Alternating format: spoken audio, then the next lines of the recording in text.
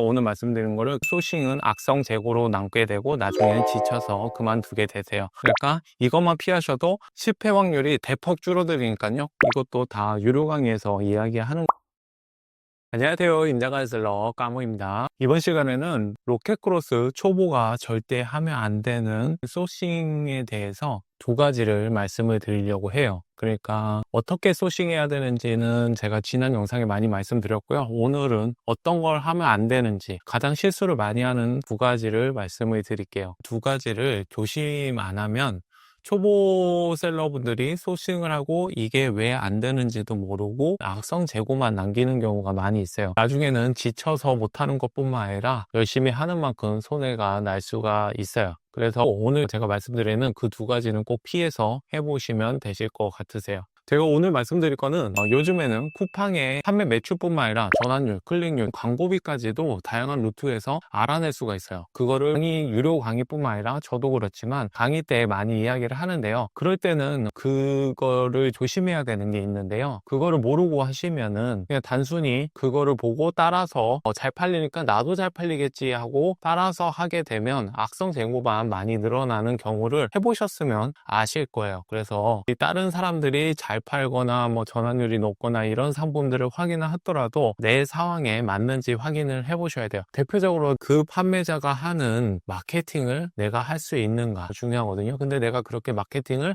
모른다, 할 수 없다, 아니면 그 마케팅이 뭔지도 모르겠다, 그러면은 그 상품들, 그렇게 매출이 높은 상품들, 전환율이 높은 상품들, 클릭률이 높은 상품들도 하시면 안 되시고 내 수준에 맞는 상품들을 하셔야 돼요. 그래서 오늘 영상에서 그거에 대해서 말씀을 드리도록 할게요. 그래서 제가 지난 영상에서도 다른 유료 강의 때 나오는 얘기들을 어떻게 전환율이나 매출이 높은 상품들을 찾는지를 말씀을 드렸어요. 근데 거기서 찾아서 매출이 높은 상품들을 당연히 나도 가격이 맞겠네, 1688이나 도매국에 가져와서 이 가격이 맞네, 그럼 나도 팔아야지, 저렇게 되겠지 하고 그렇게 단순히 하는 게 아니라요, 거기서 확인해 봐야 될 거는 그 상품이 동일 판매자가 여러 명 있는지, 보통 예를 들어서 너무 많이 있으면 나도 들어가서 거기서 제살 깎아먹기를 해야 돼요. 치킨 게임 같은 거를 해야 되기 때문에 초보자는 그게 어려울 수가 있어요. 그래서 여기서 하나 말씀드린다면 동일 판매자가 10명 이상이 있다, 로켓크로스로 제살 깎아먹는 구조로 최저가로 정해진 가격이기 때문에 거기에는 진입을 안 하시는 게 좋으실 것 같으세요. 매출이 아무리 높다고 해도요. 그런 상품들은 차별화 없이 그냥 들어가게 되면 나도 제살 깎아먹기를 해야 되기 때문에 그런 상품들은 광고를 해도 광고비, 클릭당 비용이 경쟁이 있기 때문에 광고비가 비싸서 광고를 하면 할수록 손해고요. 그렇다고 또 광고를 안 하자니 노출이 안 되고요. 경쟁자들이 많으니까 나도 노출이 안 되고요. 그래서 결국에는 판매가를, 가격을 낮추게 되고, 그렇게 내가 마진을 남겨야 되는데 마진이 망가지고 악성 재고로 결국에는 남게 되거든요. 그러면 내가 진짜 꼭 들어가고 싶다, 뭐 10명까지도 아니고 5명은 넘지만 내가 여기서 한번 경쟁을 해보고 싶다, 그럴 때는 뭐 다양한 방법이 있지만 여기 유튜브에서 얘기할 수 있는 거에서는 옵션이나 사이즈 아니면 구성을 차별화를 둬서 기존의 판매자들과는 차별화를 꼭 두셔서 들어가셔야 돼요. 이거는 필수예요. 그래야지 안전하게 판매를 하실 수가 있을 거예요. 아니면 이거는 가장 확실한 방법인데, 그 경쟁자들이 하는 마케팅은, 이길 수 있는 마케팅은 내가 할 수 있는 경우라면 거기를 들어가셔도 상관은 없으세요. 오히려 그렇게 된다면 들어가는 게 맞죠.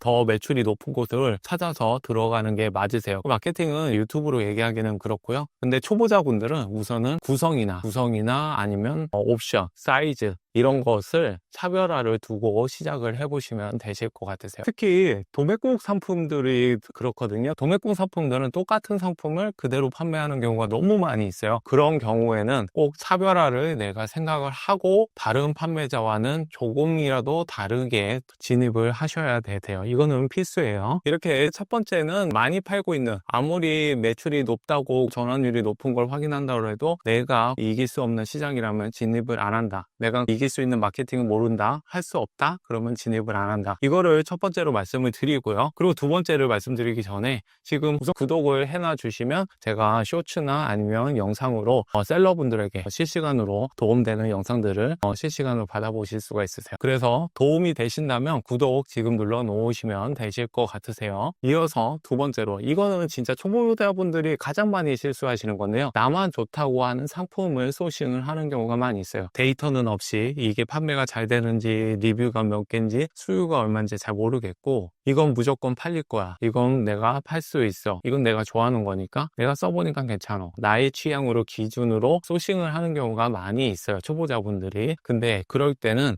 시장의 기준을 꼭 맞추셔야 돼요. 이 시장의 기준이란 건 뭐냐면 가격이 기준이 될 수가 있고요, 그리고 수요가 기준이 될 수가 있어요. 내가 좋아하는 상품은 수요가 너무 낮아서 나는 팔기가 어려운 경우가 많이 있을 거예요. 아니면 수요가 너무 넘쳐나서 아까 첫 번째 말씀드린 것처럼 내가 진입할 수 없는, 내가 못 파는 마케팅 시장에 들어가는 경우가 있을 거예요. 그래서 가격이 안 맞거나 내가 시장 가격을 맞출 수가 없거나, 그러니까 상품을 시장 가격에 맞춰서 사는 게 아니라 내가 이미 사놓고 나서 시장 가격을 정하는 경우죠. 이런 초보자분들이 이런 실수를 가장 많이 하세요. 그리고 두 번째로, 내가 지금 시즌이 어떤 시즌인지, 그러니까 겨울 상품, 여름 상품을 떠나서 비시즌이라도 잘 팔리는 경우가 있어요. 만약에 학용품이라고 한다면 학용품이 가장 많이 팔릴 때가 언젠가요? 그러면 새학기나 그때쯤이겠죠? 아니면 중간 정도? 근데 애매하게 여름이나 겨울 때 이렇게 학용품을 하는 경우가 있어요. 그때는 잘 팔릴까요? 시작부터가 잘 안 팔리기 때문에 초기에 이런 작업이나 마케팅들이 중요한데 그 중간에 애매할 때 하는 경우가 있어요. 이때는 꼭 내가 수요가 언제, 이 상품의 대표 키워드, 만약 학용품이 노트라든가 아니면 다이어리, 연필, 지우개, 필통, 어떤 거든 상관없으니까 그 대표 키워드를 아이템 스카우트 아시죠? 아이템 스카우트에서 검색을 해보시면